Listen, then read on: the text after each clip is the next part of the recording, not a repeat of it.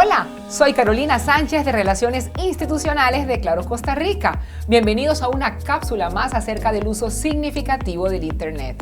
En este espacio vamos a conversar acerca del grooming y para ello hemos invitado a Marian Carpio de la Fundación Pañamor. Bienvenida, Marian. Gracias, Carolina. Muy agradecida de compartir con vos este espacio. Y bueno, hoy nos toca hablar sobre una manifestación de violencia y precisamente vamos a dar algunos consejos de cómo prevenirla. Cuando escuchamos la palabra grooming, se nos viene a la mente un perrito chiquitito con lacitos, peinado, acicalado.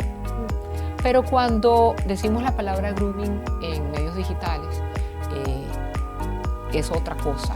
Cuéntanos, Marian, ¿qué es específicamente el grooming? Es interesante que empezaste con esta analogía de acicalamiento porque efectivamente esta conducta se basa en eso, en una seducción. Está sentenciado como un delito llamado seducción en línea o en otros países se conoce como ciberembaucamiento. ¿Embaucar cómo? Es una persona adulta que tiene la intención de sacarle provecho a una persona menor de edad. ¿Y cómo lo hace? Se hace pasar por una persona menor de edad, es decir, de un rango parecido, y empieza a generar una relación de confianza. La persona menor de edad cree que está hablando del otro lado de la pantalla con una persona de su misma edad, un par. Entonces empiezan a conversar primero sobre las cosas que les gustan, los intereses, y poco a poco, como un hilo invisible, empieza a atarla, empieza a embaucarla y a seducirla, a tal punto que lo que obtiene, por ejemplo, puede ser incluso intercambio de material con contenido íntimo sexual, o por ejemplo, tener una cita en línea, o incluso se llega a tener un encuentro físico.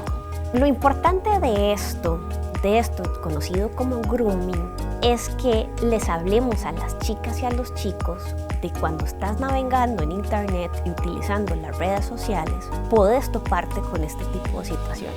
Porque por lo general, como papás y mamás o como incluso personas adultas, como personas docentes, tenemos dos opciones. O uno, lo vemos como muy frecuente, como que ya es parte de la dinámica, y entonces aumentamos este umbral de naturalización y no hacemos nada, nos quedamos ahí. O dos, lo vemos como que solo pasa en aquellos países lejanos con nombres así largos y extraños, pero a mí nunca me va a pasar. Entonces, por eso es importante tocarlo muy claramente lo que es el grooming y cuáles son las consecuencias. ¿Cuál es la ventaja que tenemos en un país como Costa Rica? Que ya está penalizado, y al estar penalizado, nosotros podemos poner un alto a este tipo de conductas e ir y poner la denuncia a las autoridades correspondientes. ¿Qué no debemos hacer como papás y mamás? Primero, dar como que esto no es un problema, sino que pasa, que es parte de, y entonces no le prestamos la atención suficiente.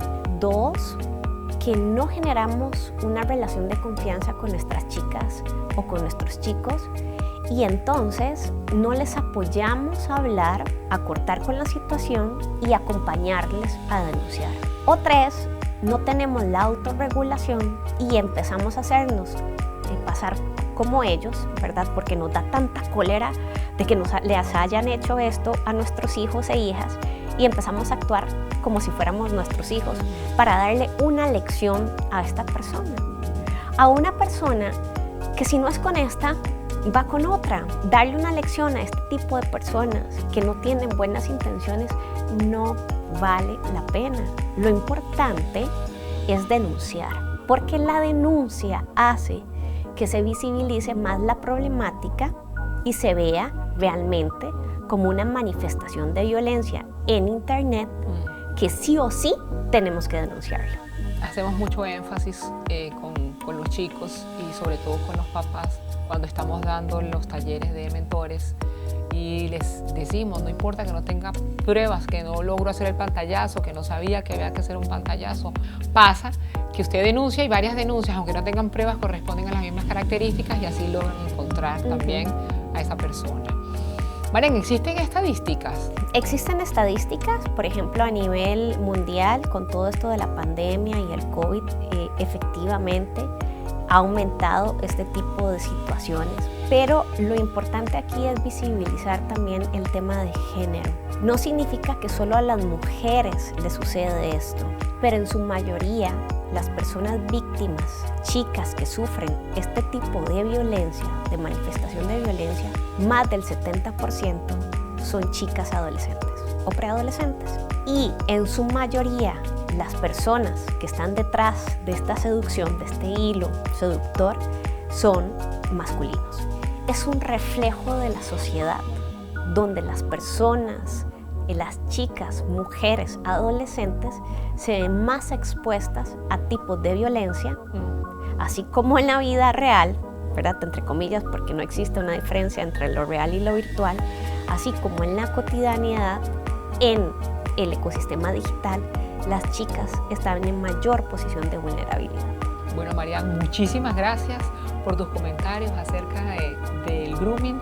Y si ustedes quieren saber, tener más información acerca de todo este tipo de situaciones de violencia en línea, cómo afrontarlas, cómo identificarlas, tener una ruta de denuncia o de salida, ingresen a las redes sociales de Claro Costa Rica, a estas cápsulas, y pueden aprender y pueden hasta ser unos mentores.